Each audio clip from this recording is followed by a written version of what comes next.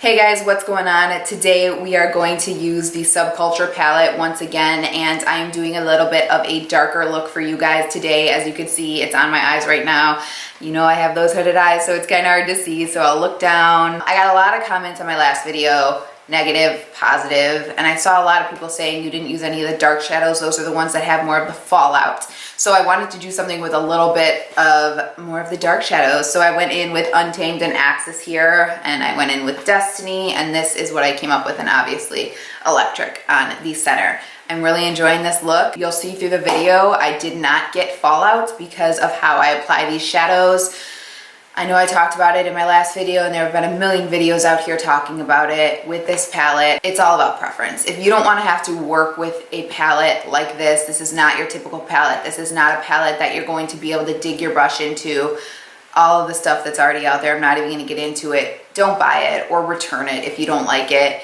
There's no need for hate. There's no need to tell anybody they're trying to get on a PR list or there's just a bunch of bullshit in the video. Everyone's entitled to their opinion. That's why YouTube is here. That's, in my opinion, the point of YouTube, to express your opinions and how you feel. I want to say I apologize if anybody thought I was like bashing any kind of the YouTubers who were saying they didn't like it. I wasn't. I was just expressing my like shock in the video at how much negative press it got and didn't understand why I liked it so much, but it's because I didn't mind working with the palette. So anyway, PSA on that. I apologize if that was taken the wrong way. I was just expressing that I liked it, and I know it's because I was willing to work with it, and a lot of people are not going to be willing to work with it. I do think that Anastasia Beverly Hills should have marketed this palette better by saying all you need is one dip, otherwise you're going to get a lot of fallout. This isn't, in my opinion, a beginner palette. I think something like a Morphe shadow would be better for like beginners. You can go a little harder, and you know, you have to bring in color theory with this palette a little bit, which I kind of go into a little bit when I'm demonstrating this look. So my whole spiel about that is over. Thank you all for all of the support in the video. A lot of you have said thank you for being honest and not jumping on the bandwagon, and I wasn't trying to like defy the bandwagon or go against the grain and try to get views or anything like that. I was just expressing that I like the palette. So I hope that makes sense. But anyway, if you guys want to see how I get this look, please keep watching. All right, guys, so the first thing I'm going to do is prime my lids with MAC Laying Low. I'm just going to put this all over the lid, and then I'm going to set that with just my face powder. Now I'm taking this pretty much all the way up. Very thin layer, as always.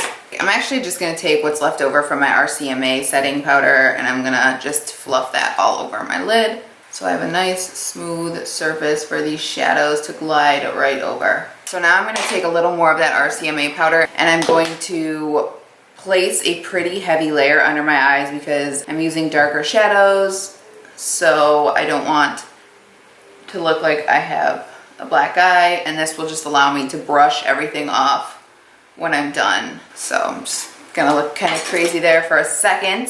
All right, so the first one I'm going to take is Untamed, and I'm kind of gonna go between Untamed and Axis here. I'm gonna kind of mix those two together and put them kind of on like the outer 2/3 of my eye. And you definitely want to make sure to like knock off the excess product as much as possible so you don't get any fallout on your face. I hope you guys can see that. Still trying to get used to using this little mirror instead of my normal mirror. So I'm going to take that into right about here. And I'm slowly building this up. Like I said, tap once, knock off the excess product, and push. And this would look even better if you used some kind of like blue base, but I just kind of want to demonstrate how you can kind of get this look because of the pigment in this eyeshadow without having to use an additional like pigment. I mean a base, not a pigment.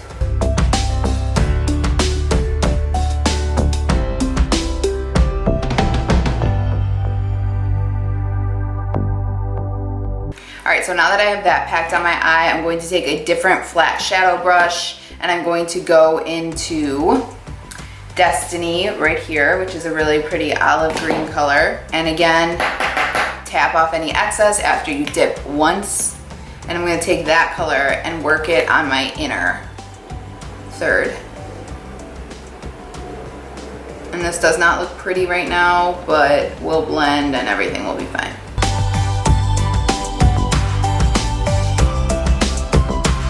And then I'm gonna go ahead and take a little bit of Axis, which is this color right here, and I'm gonna work some of that on the outer third, kind of going over Untamed.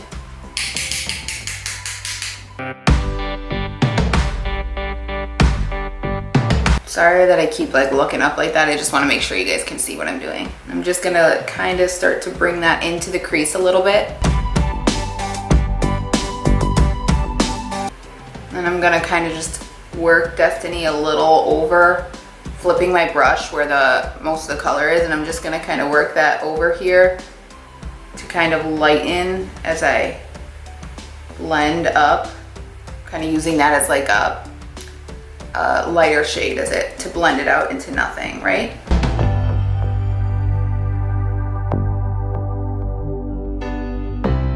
Then I'm going to go ahead and just take a fluffy brush and just kind of start to blend this guy a little bit and diffuse the harsh line.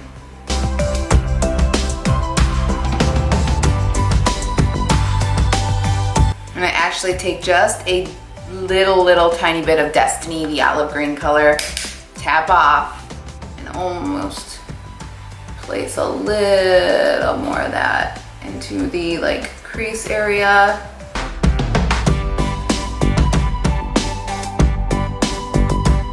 We've got that, and I want to build up the intensity just a little bit on the outer corner here, so I'm going to go into Untamed, the first one I worked with right there. Tap her off, press, and I find with these shadows, really working slowly and building up the color is just the way to go, so you don't get the crazy amounts of fallout. Like, I totally understand that people are getting a lot of fallout with this palette, and you will for sure if you go in with a really heavy hand. So it's just one of those palettes that take patience, and that's not for everybody. Definitely not. I know there have been palettes that I've gotten frustrated with and I've returned, and if this is one of them, you definitely don't want to add this to your collection. It's just not worth your time if it's going to frustrate you. So I like it because I like the colors. I almost feel like it's challenging me to kind of take a step back and like think about colors, think about color theory, think about how I'm going to make these work on my eyes. So it's kind of fun for me, but it's definitely not for everybody. I'm really going to try to focus on diffusing that out. Circular motions.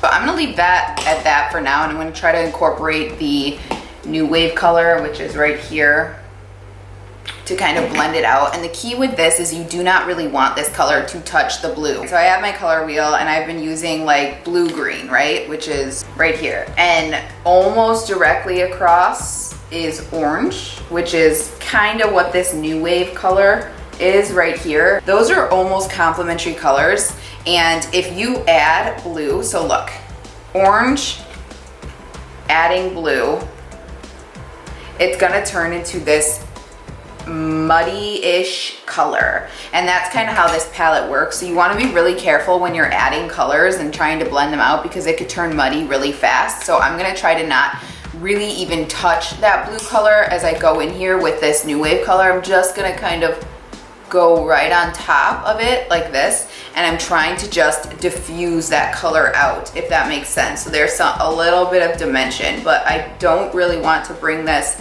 down into the blue too much because it'll just get muddy. And I'm going very light-handed, so it won't require too much blending. So let me just do a little bit of blending there.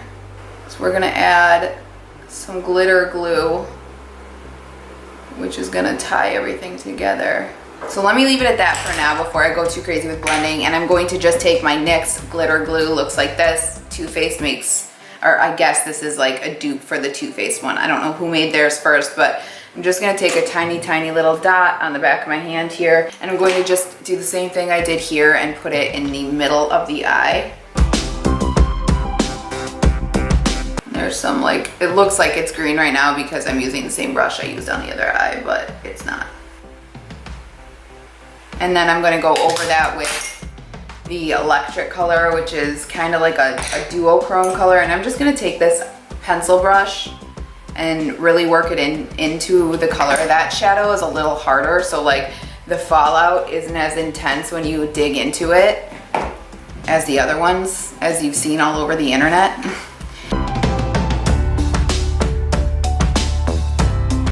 And the glitter glue really intensifies duochrome shadow you're working with.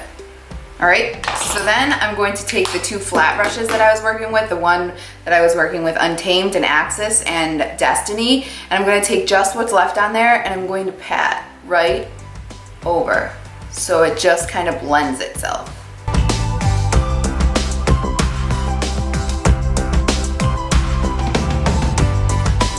And then the same thing with Destiny, no more product, but the same brush.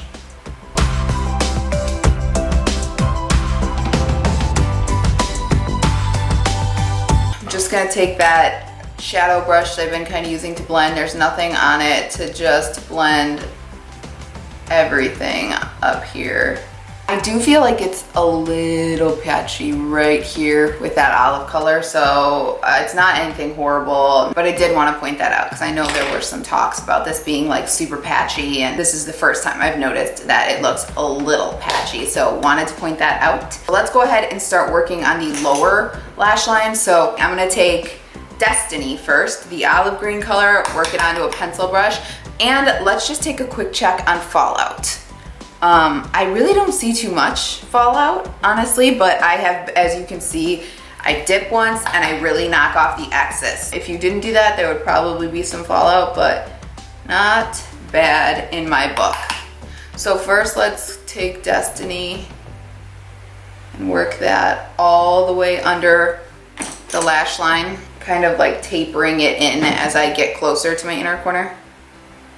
And you could totally put like a black liner with this. I already have very small hooded eyes, so black liner typically doesn't work for me. A blue or a green liner would probably look great with something like this. Right, so then I'm going to take a little bit of Axis, the darker bluish teal color. I'm gonna work that a little bit on the outer, a little more intensified. Then I'm going to take my blending brush that I use, the New Wave orangish color, and I'm just going to dip in there lightly and then blend everything out to kind of like add some dimension and tie everything in. I think I took that a little too low with the Axis color, but that's okay. Again, try not to mix them. Try to just go right under so they don't turn muddy. All right, so then I'm going to take that glitter glue once again on the back of my hand, just a dab. And then I'm going to take, I'm gonna take this, I don't even know what this is. This is like an eyeliner brush. I think this was from Catrice or something like that. And I'm going to work that right under and then place that electric duochrome shade right there. All right, I'm gonna just take this pencil brush here and I'm going to dip into electric, the green duochrome color, and then work that right over the glitter glue. I'm also going to take that into the inner corner. And that, ladies and gentlemen, is pretty good in my eyes, especially for not really doing looks like this. Typically, I'm gonna take just another like super clean blending brush, has nothing on it, just to really make sure we are blended out. So what I'm gonna do is I'm gonna put a coat of mascara, I'm gonna put my lashes on. I'm using the Kiss Faux Mink lashes. They look like this. This is the shade Midnight, this is the style Midnight. So I'm just gonna pop these on and I'll meet you back here in a second. All right, you guys, and here's the final look with lashes on. I use the Maybelline Falsies Push-Up Angel on my lower lash line, and I use the Voluminous Lash Paradise on my upper lash line. This is what everything looks like. I'm happy with how it looks. I still have the powder under my face because I wanted to show you guys I don't see any fallout. So you really have to work with these shadows, that's for absolute certain. It's not your everyday standard palette that you can just like dig your brush into, and it's not for everybody. Not everybody is gonna like that. I personally like it because I like the colors. I think they're fun. I think they're unique. I think they're interesting, and that is definitely not for everybody. Everybody can form their own opinion on this shadow. I'm not here to tell you if you should buy it or if you should not buy it. I'm just here to show you how I'm making it work for me. So I'm gonna go ahead and take a brush and just dust away all the rest of that powder that I had under my eyes. I'll quickly shut my eyes so you guys can see what everything looks like. I'm really happy with this look. I enjoy it. I think it's different for me. It's definitely different for me. There's no question about it.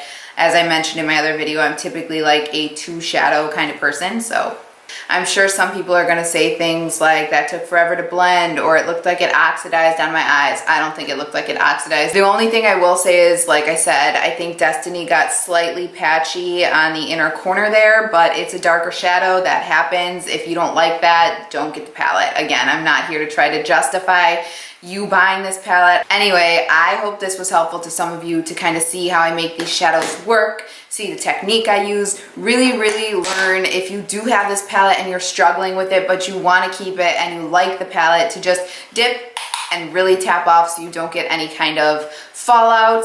I think this looks super pretty. I know there's some other tutorials on here that are really pretty. Again, I keep my looks pretty simple. I mean, I used what, 1, 2, 3, 4, 5 shadows. I barely used New Wave, and then Electric, obviously. Like I said in my other videos, I feel like it's more of a shadow topper, and you can really build it up like this if you use something like a glitter glue. So anyway, thank you so much for watching. Thank you all for so much support on that last video where I said I liked the palette. It all comes down to preference. If you don't want to have to work with a palette, and heck, you really shouldn't have to work with a palette unless you're like actually interested in it like I am. Don't get it if you don't want to work for a palette. It's a $42 palette. It's not cheap, and you can return it if you don't like it, but it all comes down to preference, and I feel like it's challenging me. I feel like it's kind of making me broaden my knowledge with color and kind of work with the shadows and learn how to work with something. Like, this is the first time I've had a loose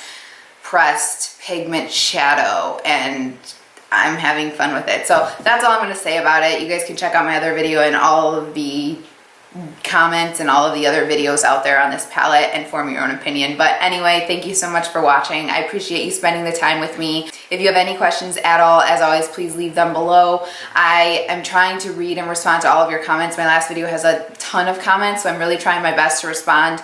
I definitely read them, so know that. So yeah, that's pretty much it. Anyway, I hope you guys have a great Sunday, and I will see you on the next one. Thanks for watching. Bye-bye.